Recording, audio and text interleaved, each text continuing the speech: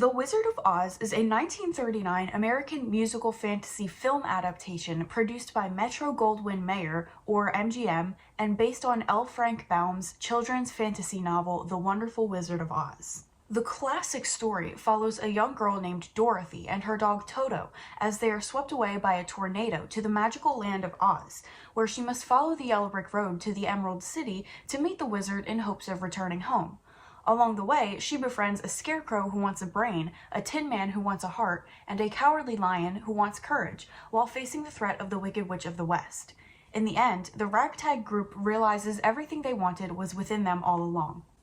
Aww. But the movie wasn't always as well loved as it is today, and the filming process was troublesome to say the least. Today we're going to be talking about one of the most iconic films in cinema history, all of the mishaps that occurred behind the scenes, and the reasons why some people genuinely believe this movie is cursed. Trigger warning for drug use, eating disorders, mention of suicide, severe injuries mostly pertaining to burns, and injuries to animals. With that being said, let's get right into it, shall we? Production on The Wizard of Oz began shortly after Disney's Snow White and the Seven Dwarfs was released. In January 1938, MGM bought the rights to L. Frank Baum's popular children's novel from Samuel Goldwyn. Throughout development, the script went through several writers and revisions. The MGM production crew paid close attention to the use of color in the production. It took the studio's art department almost a week to decide on the exact shade of yellow that would be used on the yellow brick road. They also took the creative liberty to switch the book's silver slippers to the iconic ruby red slippers,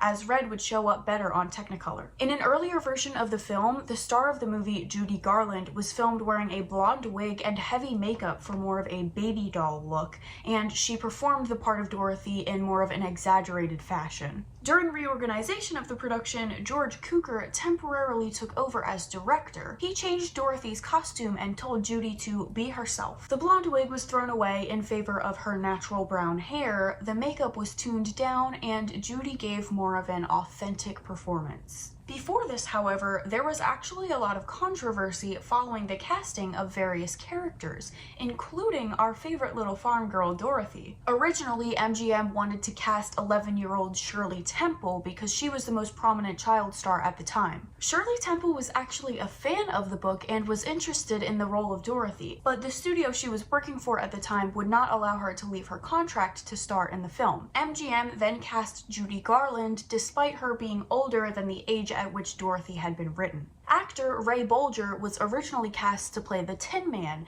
and Buddy Ebsen was cast to play the Scarecrow. Bolger, however, was desperate to play the Scarecrow as his idol Fred Stone had done on stage in 1902. Bolger later convinced one of the producers to switch Bolger and Ebsen's respective roles, and Ebsen did not object to this. In the earlier stages of the film, they wanted to take the character of the Wicked Witch in a more sly and glamorous approach to kind of emulate the evil queen from Snow White. So they cast Gail Sondergaard. However, when they began experimenting with making the witch ugly, Gail Sondergaard forfeited the role because she was concerned that the disfiguring makeup would damage her career. She was later quoted saying, "In those days, I was not about to make myself ugly for any motion picture," and she had no regrets about turning down the part. She was later replaced with the iconic Margaret Hamilton. Now, let's get into some of the issues that took place on set. First, the film used a lot of intensely hot lights due to the Technicolor process that requires an extensive lighting setup. This often caused the actors and crew to feel uncomfortable and even faint on set due to the heat generated by these lights, especially the three lead men who spent all day in heavy costumes and makeup. One cinematographer said, "We borrowed every unused arc light in Hollywood. It was brutally hot. People were always fainting and being carried off set." This was probably worst for Burt Lahr, who played the Cowardly Lion and wore a costume made of real lion hide that weighed around 80 to 90 pounds. It was heavy, smelly, and hot, and he sweated so much that it reportedly took 2 people to wring it out every single day and dry it off. Moving on, probably one of the most well-known behind-the-scenes facts of The Wizard of Oz is that the snow used in the poppy field was actually made from chrysotile asbestos. otherwise known as carcinogens or cancer-causing substances. The Scarecrow's costume was also treated with asbestos to make it fireproof, specifically for the scene where the Wicked Witch lights him on fire. It is argued that the exposure to asbestos may have contributed to Ray Bolger's death of bladder cancer because being exposed to asbestos for a long period of time can increase the risk of bladder cancer by 95%. But asbestos wasn't the only toxic thing on set. In fact, the makeup for the Tin Man, the Scarecrow, the Cowardly Lion, and the Wicked Witch were all toxic, so the actors couldn't eat anything while in costume and could only drink through straws. And it caused a lot of other complications as well. For example, Bert Lahr could only consume soup and milkshakes on his breaks, which eventually made him sick. After a few months, he put his foot, or I guess paw, down and requested normal meals with makeup redos after lunch. In the early stages, production was faced with the challenge of creating the Tin Man's costume. Several tests were done to find the right makeup and costume for Buddy Ebsen. To achieve the silver metallic look, Ebsen was painted every single day with pure aluminum powder that, unbeknownst to him, coated his lungs every time he breathed it in. This caused him to wake up one night with severe cramping in his hands, arms, and legs and difficulty breathing only 10 days after filming began. In his memoir, Ebsen wrote, "One night in bed I woke up screaming. My arms were cramping from my fingers upward and curling simultaneously so that I could not use one arm to uncurl the other. My wife tried to pull my arm straight with some success, just as my toes began to curl. Then my feet and legs bent backwards at the knees. I panicked. What was happening to me?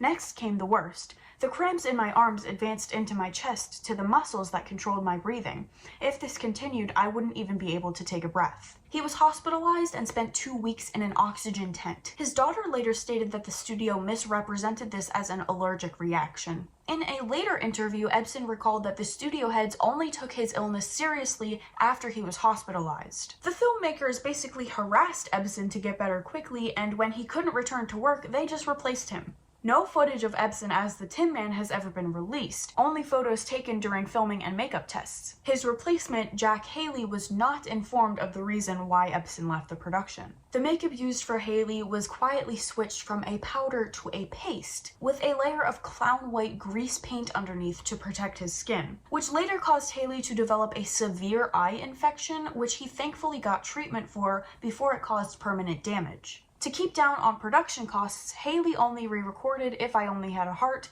solo lines during If I Only Had the Nerve, and the scrapped song The Jitterbug. As such, Ebsen's voice can still be heard in the remaining songs featuring the Tin Man in group vocals. Not only was the makeup horrible, but the costume was made out of metal, so the actor couldn't even sit down the entire day. If Haley wanted to rest, he would have to lean himself against a wall. Unfortunately, Ebsen and Haley were not the only two cast members who suffered injuries during filming. During the Wicked Witch's exit from Munchkinland, a small elevator about the width of actress Margaret Hamilton's shoulders was installed to lower her below stage level, as fire and smoke erupted to dramatize and conceal her exit. The first take went well, but on the second take, the burst of fire came too soon. The flames set fire to her green copper-based face paint, causing third-degree burns to her hand and face, and her eyelashes and eyebrows on her right eye had been completely burned off. Her green makeup had usually been removed with acetone due to its toxic copper content. Because of Hamilton's burns, makeup artist Jack Young removed the makeup with alcohol to prevent infection, which I'm sure felt amazing for her.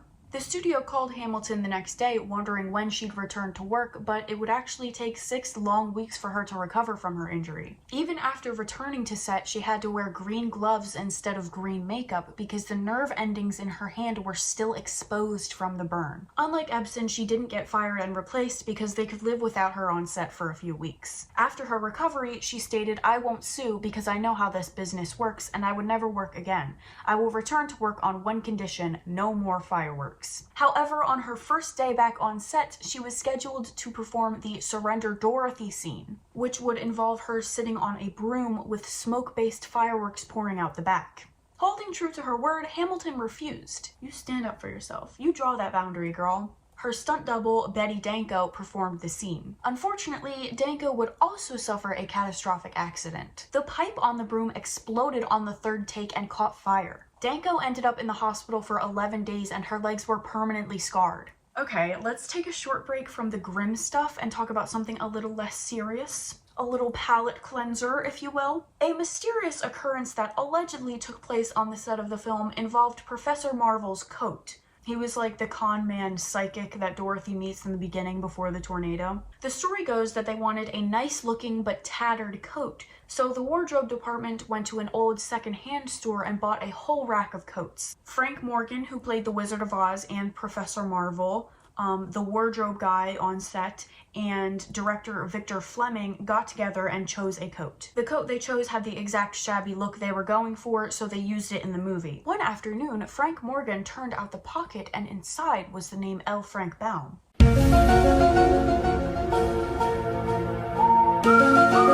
They wired the tailor in Chicago, and the tailor sent back a notarized letter saying that the coat had in fact been made for L. Frank Baum. Baum's widow also identified the coat. However, Baum biographer Michael Patrick Hearn says that the Baum family denies ever seeing the coat or knowing the story, so it is believed by many to be a false publicity stunt or hoax concocted by the studio. Take it with a grain of salt. I think it's a very interesting synchronicity at best and a silly little myth at worst. However, much worse myths about the film have been created in the years since its release. Perhaps one of the most famous myths pertaining to the movie is that a munchkin can be seen hanging themselves in the background of a scene where Dorothy, the Scarecrow, and the Tin Man are skipping down the yellow brick road. This rumor has been debunked as one of the exotic birds that the filmmaker borrowed off the Los Angeles Zoo in order to create the wilderness setting. I think it was just like a crane or something, and it was just stretching out its neck. There's very little information about this on the internet, but it's also been reported that two of the actors playing the flying monkeys crashed to the ground after the wires holding them up snapped.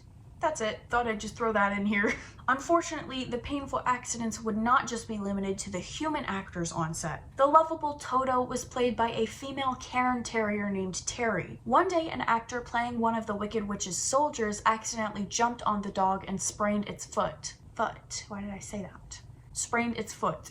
The dog was replaced with a canine double until she recovered and returned to set a few weeks later. Moving on from the injuries, we gotta talk about it. The elephant in the room, the horrendous treatment Judy Garland suffered during the making of this movie. She was given caps to put on her teeth because they were misaligned. She was given like little discs, I think, to put in her nose to make it look more like Shirley Temple's. The executives behind the film kept the 16-year-old actress on a strict diet of just black coffee, chicken soup, and cottage cheese, and she smoked up to 80 cigarettes a day to keep her appetite down. She was made to lose 12 pounds, and the producers pressured her to stay in shape during the making of the film. She was forced to wear a very tight corset to hide her womanly figure. She was also prescribed amphetamines to keep her weight down and barbiturates to help her sleep at night after extremely long work days. She became addicted to these drugs and continued to use them for the rest of her life, which was ultimately the cause of her death in 1969. On set, Judy Garland was also slapped by director Victor Fleming when she couldn't stop laughing during the Cowardly Lion's introduction scene. There have also been allegations that the Munchkin actors acted inappropriately towards Judy on set.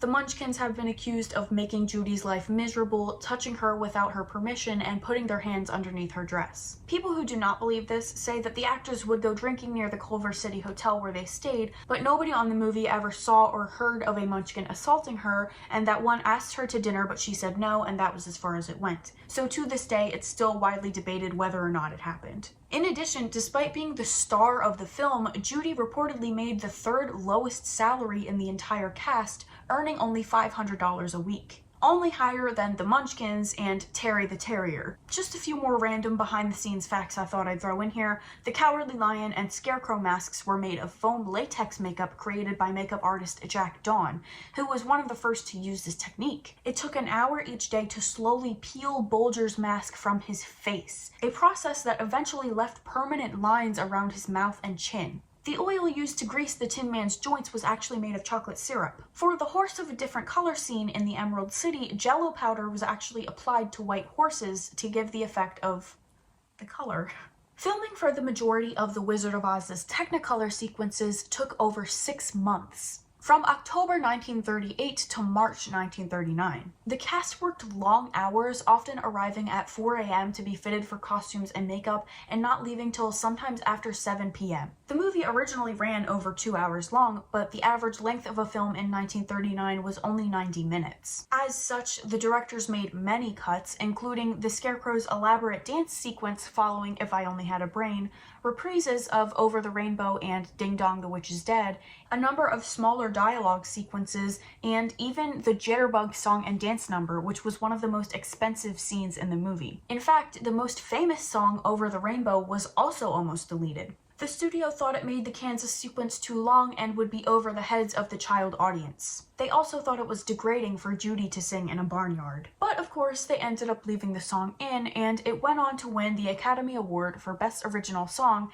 and became one of the most iconic songs in history. On August 25th, 1939, the film was officially released at its current running time of 101 minutes. Following the conclusion of its original theatrical run, The Wizard of Oz earned $3 million, resulting in over $1 million in losses for MGM, making the film a box office bomb. It was not until a theatrical re-release in 1949 that MGM finally reported a profit from the movie, and it did not become a well-loved classic until after its televisation in 1956 and its release to home video in 1980. As the movie was filmed 84 years ago, sadly no one from the original film is still alive today. The last living Munchkin, played by Jerry Marin, died at age 99 in 2018. I actually have one more personal story to share. When I was 3 or 4, I was watching this movie alone in my mom's room, and I got to the part where they're getting makeovers in the Emerald City. I can't remember the exact line, but Dorothy says something to the effect of, "Can you change the color of my eyes to match my dress?" And all the ladies around her are like, "Yes, queen, we can do that for you." And then me and my 3-year-old mind was like, "Oh my god, you can do that?" I was familiar with the concept of contacts because my dad wore them, so I was like, that must be what they're talking about. So I started looking around my mom's room